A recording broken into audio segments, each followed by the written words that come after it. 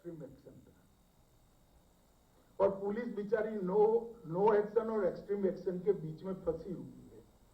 हमें चाहिए just action, natural action, साहजिक प्रतिक्रिया।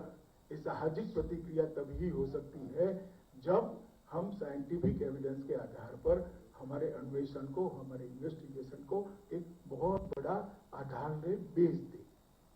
और इस साहजिक एक्शन की दिशा में जाना बहुत जरूरी है। थर्ड डिग्री का जमाना अब नहीं रहा है। वैज्ञानिक अनुसंधान और टेक्निक के आधार पर ही हमें सजा कराने का प्रयास करना पड़ेगा, और इसके आधार पर ही इन्वेस्टिगेशन का प्रयास करना पड़ेगा। और मैं देश के सजा दिलाने के प्रतिशत में जाना नहीं चाहता, क्योंकि कुछ साल के बाद जाएंगे, हम भी बहुत आगे बढ़ेंगे ऐसी मुझे आशा है। परंतु इसके लिए ये बहुत जरूरी है कि हम आगे इस यूनिवर्सिटी को पूरे देश के अंदर कार्य क्षेत्र में ले जाए। इसीलिए देश के प्रधानमंत्री नरेंद्र मोदी जी ने रक्षा शक्ति यूनिवर्सिटी की भी स्थापना की है।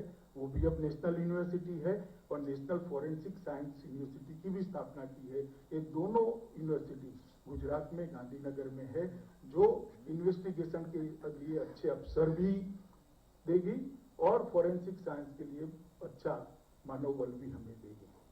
आज यहाँ पर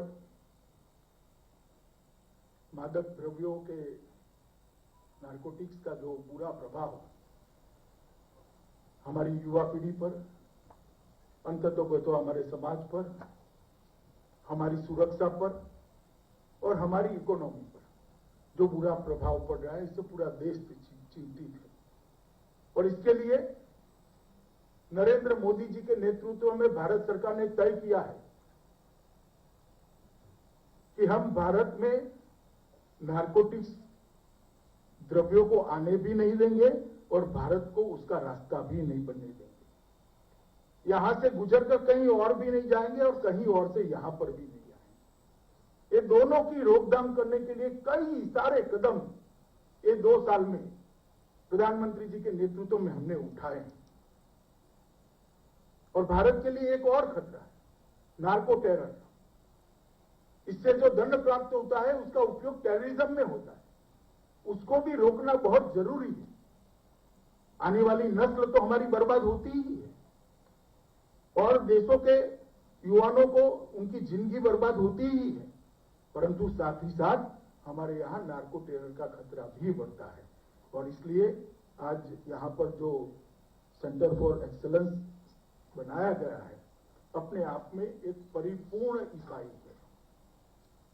सिग्नेचर प्रोफाइलिंग का शायद ही दुनिया में जितनी भी व्यवस्था है, इसमें से ये एक तसु भर भी कम नहीं है। दुनिया की सबसे अच्छी लेबोरेटरी के समकक्ष व्यवस्था आज गुजरात में यहां पर बनी। और मुझे बड़ा हर्ष है कि मोदी जी ने जो सपना देखा था, आज मेरे हाथ से उसका उद्घाटन हो रहा है। इस केंद्र के अंदर औषधि और मन प्रभावी पदार्थों के पहचान, उसका मात्रात्मक अनुमान, कंटेंट कितना है, और इसका एकदम माइक्रो एनालिसिस करने की व्यवस्था है। ड्रग की सिग्नेचर प्रोफाइलिंग भी की जाएगी, ड्रग की भौगोलिक उत्पत्ति की पहचान भी की जाएगी कि अफगानिस्तान में बना है या पूर्व के देशों में इसका उत्पादन हुआ है।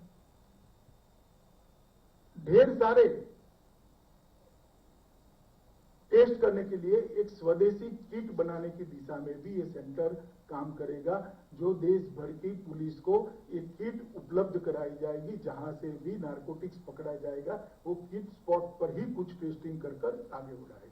और फिर एफएसएल लेबोरेटरीज के लिए भी कुछ किट्स बनाए जाएंगे, और विभिन्न लॉ एनफोर्समेंट एजेंसी को हम यहाँ से जो सूक्ष्म एनालिसिस करेंगे वो उनको उपलब्ध कराएंगे। हमने ढेर सारे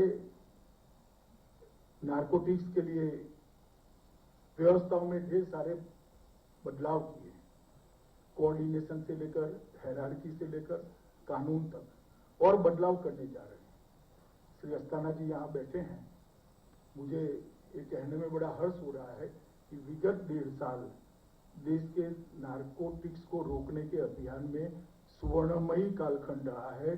सबसे ज्यादा ड्रग पकड़ने का विगत 1.5 साल में भारत के अंदर रिकॉर्ड स्थापित किया गया है। ये बहुत बड़ी उपलब्धि, परंतु जब उसका एनालिसिस